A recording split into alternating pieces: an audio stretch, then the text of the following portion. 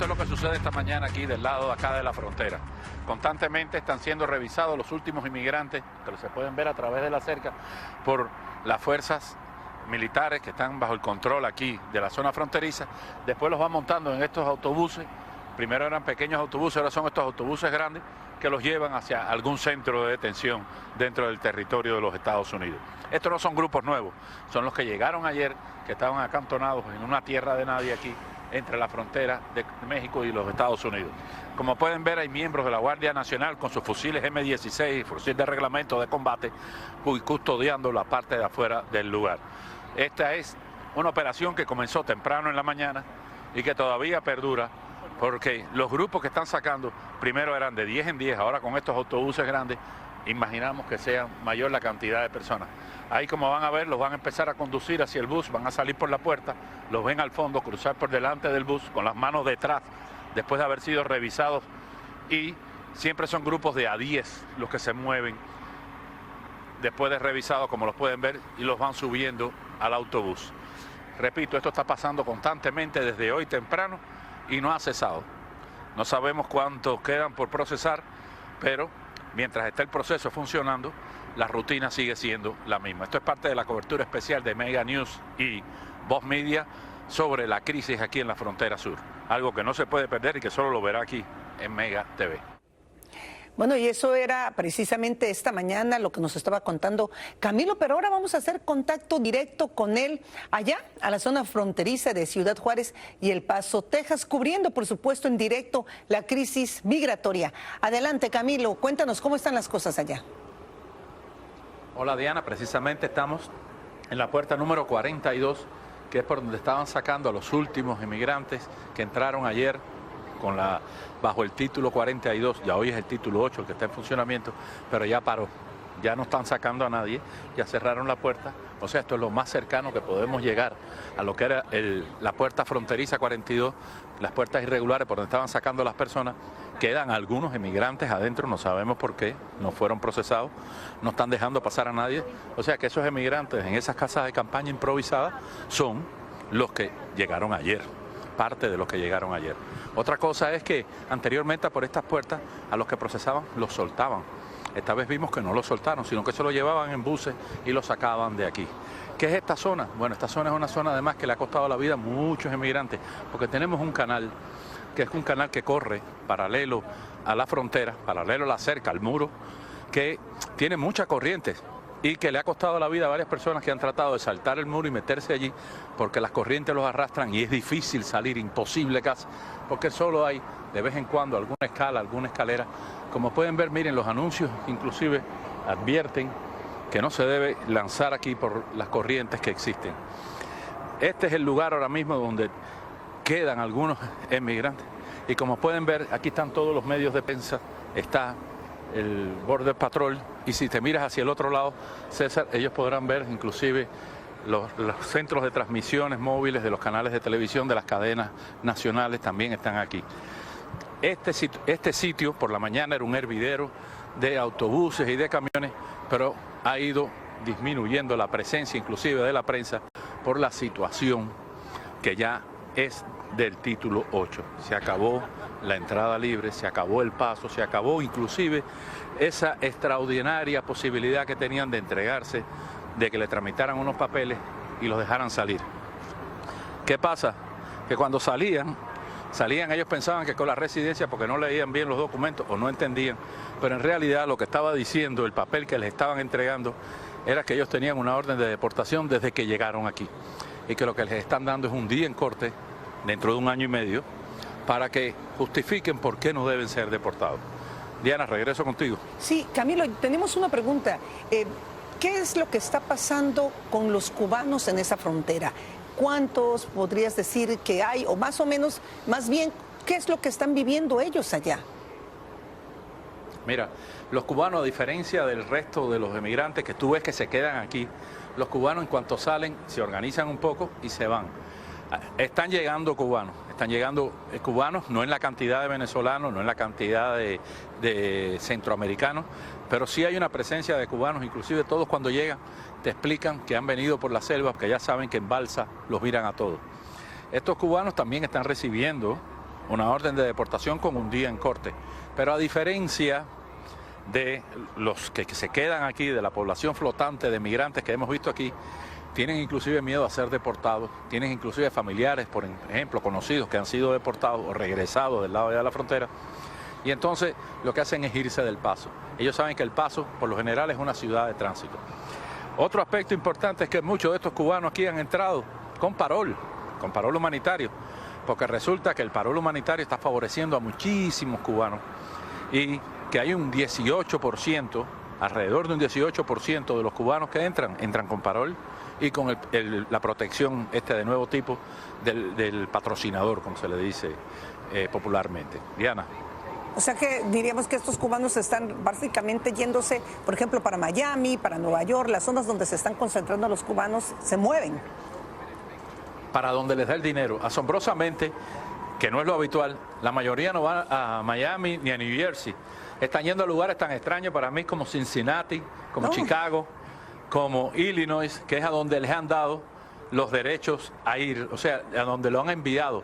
Hay algunos que tienen patrocinadores en lugares tan extraños como Kentucky, y se van a Kentucky porque tienen un patrocinador allí. Okay. Hay veces que los patrocinadores, según nos pusimos a mirar de muchos de los documentos que venían, eran iglesias o eran grupos no gubernamentales que ayudan a los emigrantes, pero ellos, digamos que los que hemos visto, los cubanos que hemos visto estaban mejor informados o más respaldados, era la palabra, porque lo que afecta fundamentalmente a estos inmigrantes es el desconocimiento general de lo que está pasando.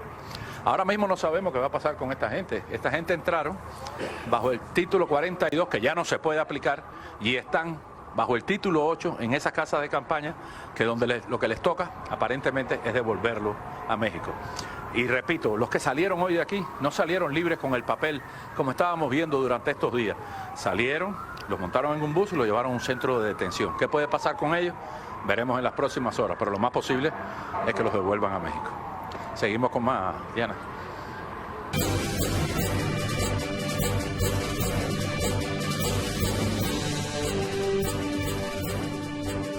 Continuando precisamente con el tema que hablaba Camilo de la inmigración cubana, Estados Unidos implementa cambios en el programa de parol humanitario para cubanos. La administración de Joe Biden dispuso la entrega diferenciada de 1,000 visas diarias para cumplir la meta de 30,000 al mes para las 4 nacionalidades que son cubanos, venezolanos, haitianos y nicaragüenses. El subsecretario del Departamento de Seguridad Nacional, Blas Núñez Neto, declaró que seguirán otorgando 30,000 visas humanitarias a estas 4 nacionalidades cada mes, pero se privilegiará a aquellos que llevan más tiempo esperando la aprobación desde que aplicaron. Vamos a ver, por ejemplo, en teoría se deben otorgar cada día hasta 1,000 visas para cumplir con la meta mensual. Entonces, el sistema procesará 500 por orden cronológico, es decir, a partir de la fecha más antigua en la que se haya aplicado. El resto de los otros 500 se analizarán de manera aleatoria, tal y como venía haciéndose hasta el momento. El cambio significa un compromiso del Departamento de Seguridad Nacional en aras de resolver los casos más atrasados. Y la Embajada de Estados Unidos en Cuba no prevé poder volver a emitir visas de no migrante, turismo pronto por falta de personal y la expectativa de una demanda extremadamente alta. No sé cuándo vamos a ser capaces, reconoció en una entrevista a EFE el encargado de negocios de Estados Unidos en La Habana, Benjamín Sif, al ser preguntado cuándo podría la delegación en Cuba emitir de nuevo visados de no migrante. Sif no previó grandes cambios para los migrantes cubanos con el controvertido fin del título 42, una norma que permitía las expulsiones inmediatas de migrantes que cruzaban la frontera de manera irregular por motivos de salud pública durante la pandemia. Incidió, sin embargo, en el énfasis de la administración de Joe Biden en controlar la migración. Mientras expandimos las vías legales, estamos intentando que las penas para la migración irregular sean más rigurosas. Esto lo afirmó él. Por otro lado, las operaciones aéreas y marítimas de la Oficina de Aduanas y Protección Fronteriza de los Estados Unidos interceptaron en los últimos días a decenas de inmigrantes ilegales cubanos y alertaron sobre un aumento en los cruces marítimos. El 11 de mayo, la unidad marina de Maratón respondió a los informes de un posible barco cubano en esa zona. En esa ocasión, los agentes de la Marina interceptaron la embarcación rústica que transportaba 16 presuntos inmigrantes cubanos y los transfirieron bajo custodia de la Guardia Costera. Los guardacostas de Estados Unidos recordaron este viernes en un comunicado que los migrantes interceptados en el mar después del 27 de abril del 2023 están inhabilitados indefinidamente de los procesos legales de libertad condicional para cubanos y haitianos. La terminación de la Orden de Salud Pública del Título 42 no altera las políticas de inmigración marítima y las fronteras marítimas permanecen cerradas. Alie Bringas, madre de Mir Rodríguez, joven deportado desde Estados Unidos junto a un grupo de 66 cubanos, cuenta la odisea que vive en la isla. Vamos a escuchar las declaraciones que compartió en su cuenta de Facebook el periodista Alexis Boentes. Bueno, les voy a decir qué es lo que más me preocupa a mí. Ahora que mi hijo está aquí en Cuba, que lo deportaron, con solo 19 años. Me preocupan 3 cosas. La primera, que mi hijo tiene 19 años y que la carrera universitaria que él solicitó antes de irse para Estados Unidos, ya él la perdió. Ya él en la universidad, ya él no tiene derecho a esa carrera. O sea que su vida profesional y su superación se tronchó. Ya él no puede estudiar en la universidad porque no lo aceptan, porque tiene una salida ilegal y le sale como un antecedente. Eso es lo primero que me preocupa. Lo segundo que me preocupa es que mi hijo no va a poder trabajar en el Estado para las empresas estatales, porque las empresas estatales el primer requisito que te piden es que tienes que haber cumplido el servicio militar en el caso de los hombres. Y ese requisito él no lo tiene cumplido ni lo va a cumplir, porque él no está de acuerdo con el servicio militar. Y también le salen los antecedentes penales y le va a salir que tuvo una salida ilegal. Por tanto y demás, él no va a trabajar para el Estado. Y lo tercero que me preocupa es que vengan a mi casa, que quieran llevárselo, reprimirlo, maltratarlo física y psicológicamente, y entonces suceda lo peor, porque lo peor está por verse. Otra protesta en Cuba. A continuación le mostramos a un cubano protestando en solitario en el centro de Holguín para exigir la libertad de los presos políticos. Valiente. Se hace viral en las redes las declaraciones de un anciano que explota en una cola y cuenta todo el trabajo que pasa para alimentarse.